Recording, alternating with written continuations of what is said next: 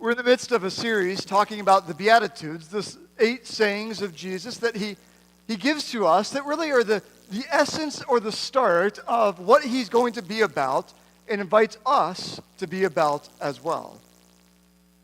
The reality of life, of what I've experienced, is that at times in life we think we can outwit others, but sooner or later we are found out who we really are.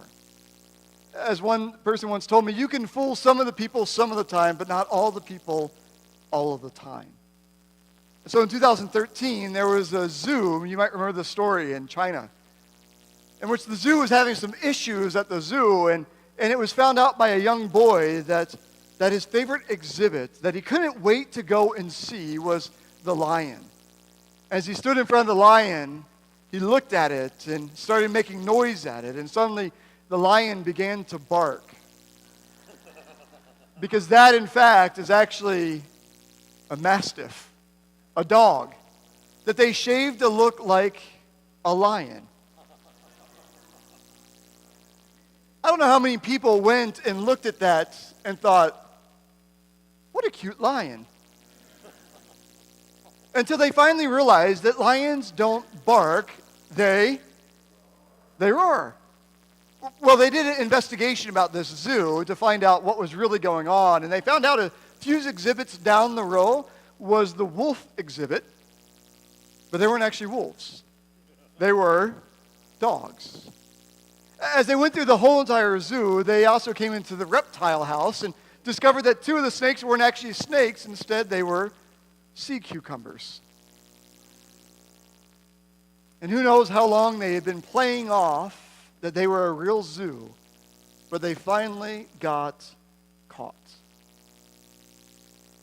In this life, we can play games and wear masks and fake people out some of the time, but sooner or later, we are found out. The word that we use in our English language is the word hypocrisy. Have you ever heard that phrase, hypocrisy? They are such hypocrites.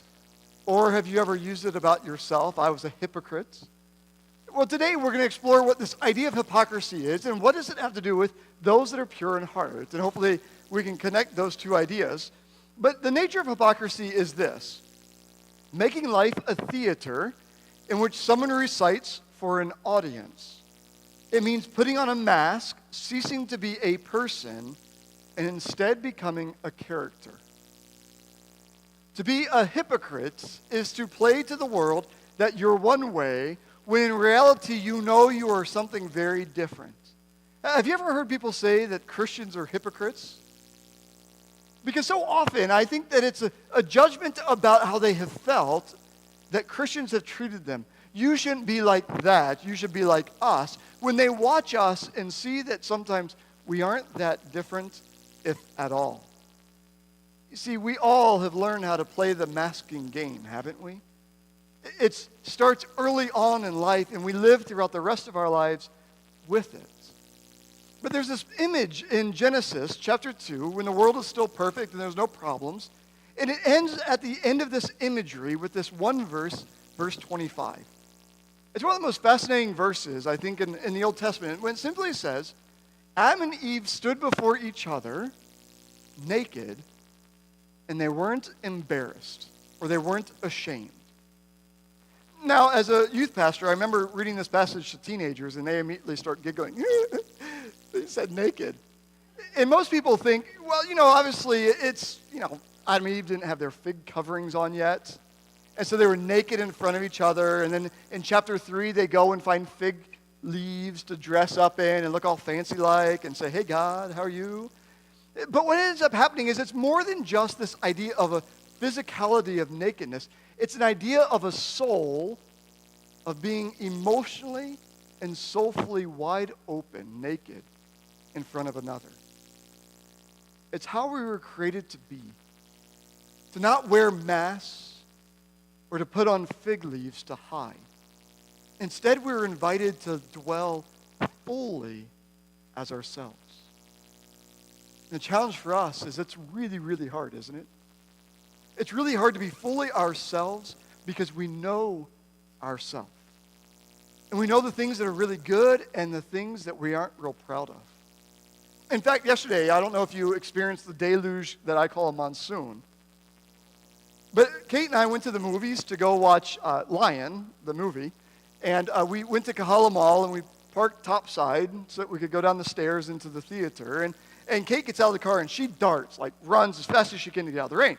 I'm going to get an umbrella, like I'm such a nice guy. I'm going to get an umbrella and open it up, and by the time I got it all figured out and got outside, she was already standing underneath the cover. So I thought, okay, I'll run too. And I start going out into the middle, and suddenly I see a car coming towards me, and I'm thinking he's going to be really nice and stop because it's deluging rain, and he's going to be so gracious and stop. And so I take a couple steps out, and I look at him, and I notice that he is not slowing down, and he's not going to stop. And so I take a couple steps back. He goes through the puddles, which are everywhere, and I get splashed. And my first thought was, you jerk. And then I realized I have to preach tomorrow about blessed are the pure in heart. And so then I went, bless you. And then immediately after I went, bless you, as I started walking through that puddle, I thought, karma. What goes around, comes around. I hope he gets, God bless you. God bless you. You see, that's the struggle that we all face, is that to be pure in heart, like this image that Jesus is talking about, what does it mean when we can go from a car that's not stopping in a downpour and splashing me, and my first thought isn't, oh, he must be in a hurry, something's important. But instead my first thought is, what a jerk. And my second thought is, that's horrible. I should ask God to bless him. And my third thought was, get even. And now maybe I'm the worst of the Christians among us. But I'm guessing I'm not the only one. And so my question is, what does it mean to be pure in heart? In the Christian faith, we so often hear this, and I completely disagree with it, that our job is to make good people. That's not the purpose of the church. It's not the purpose of our faith, is to make good people. It's to make faithful people. This idea of being good, I can teach you how to be good without ever you being any different inside.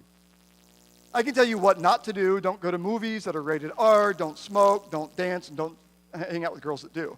That's what I was taught early on in life. Anyone else? And the reality is that we can teach you how to play church and to look the part of Christian and make everyone else think, wow, they are profoundly faithful people without it ever touching the deeper part of who you are. You can wear a mask that we call hypocrisy every day of every week of every day of your life. The challenge of this faith is, what does it mean to be a people that are pure of heart and live into that understanding? So I want to take you on a journey through the ancient world and the way they thought. In the ancient world, they didn't have an understanding of psychology. And so in the ancient world, there was a belief that your heart was the center or motivator of everything that came out of you. Your will, your desires, your hopes, your dreams, it all was based in here, and it would push you into the world around you. And so throughout our scriptures, there's this imagery that most of the time it talks about your heart, not your mind. And so a few passages that give this idea. Proverbs 4:23, above all else, guard your heart, for everything that you do flows from it.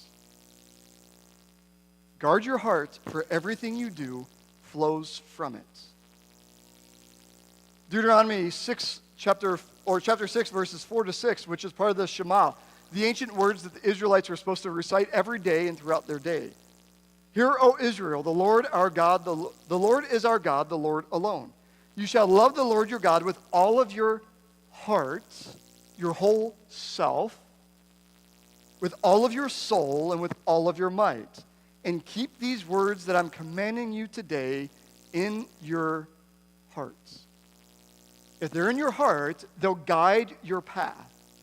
The ancient idea was that if we convince your heart to embrace this way, it will define everything else that you do. And instead, in much of Christianity, we've taught, think this way, instead of be this way. Lastly, Jesus, later in Matthew's Sermon on the Mount, says, "For where your treasure is, there your heart will be also." Where your treasure is, there also is your heart. The Jewish Encyclopedia says it this way about the heart. The three special functions of your heart in the ancient belief that Jesus would have had is knowing, feeling, and willing. The purpose of your heart is to know, to feel, and to will. And what we know about this idea is that out of that place, we are pushed into becoming who we're supposed to be. And so what happens in our faith, in our belief system, is that you and I are invited into new heart conditions, better hearts. And so Ezekiel prophesies, I'm going to take those hearts of stone of those people and turn them into flesh, because you can't change the stone, but you can change the flesh. And so Jesus comes and says, "Blessed are you, the pure in heart, for you will see God." You will see God. When your heart is made right, when it beats like it should, when it beats for the same way that God's heart beats for this world, then suddenly you start seeing God everywhere. But if we're honest, it's a whole lot more fun to look at what's problematic with other people's hearts than our own. That statement that Jesus made, why do you keep worrying about the speck in your neighbor or friend's eye when you have a gigantic log in your own? Fix your own first. Hypocrisy comes when we start forecasting onto others what's wrong with them without ever dealing with what's wrong with us, me. It's easy for us to see what's wrong in another, but we are so blinded to our own issues. It's almost like our ego won't let us see fault. And so from the time my kids were little bitty kids, we taught them a profound statement. I'm sorry. I'm sorry. It's a statement of grace and acknowledgement that we're not always right. In Christianity, for a long time, there's been a teaching that to be pure meant that you don't do anything wrong, that you have to be perfect. And I don't think that's even possible. Instead, it means to be honest and real and authentic. What it means is that when I mess up, I'm willing to say, I messed up and I am sorry. How do I make this right? And I'm going to learn from it so I don't keep doing it over and over and over again. And so this faith takes time. It takes energy. It takes focus. It takes what sometimes feels like losing a part of yourself in order to find yourself. Jesus, in his profound way of making people mad, in Matthew's gospel in the 23rd chapter, has these 7 woes to the religious people. And oftentimes I think that we portray Jesus as this happy, hunky-dory, makes everybody happy and is always gracious to people. He wasn't. They killed him for a reason. He made people mad because he addressed the actual things that we deal with in our own self. And so in this passage, he has these 7 statements to the religious leadership at that time, but I would also say to religious people in general about who we're supposed to be. And so I want to read 2 of them and see if they sit at all with you. Woe to you, you religious people, you hypocrites! For you clean the outside of the cup and the plates, but inside they are full of greed and self-indulgence. You blind people! First clean the inside of the cup and the plates, that the outside may also be clean. Woo! And woe to you, you religious people, you hypocrites!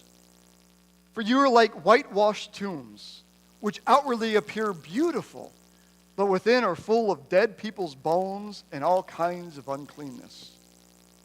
So you also outwardly appear righteous to others, but within you're full of hypocrisy and lawlessness.